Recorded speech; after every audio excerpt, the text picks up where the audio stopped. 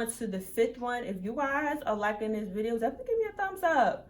Okay, I'm definitely talking to the girls who are thinking about being bold or just need some umph into their bald head lifestyle. Yes, thumbs up. Definitely give me comments. I definitely talk back. Yes, but my fifth one is be prepared for the many preconceived thoughts, notions that people have.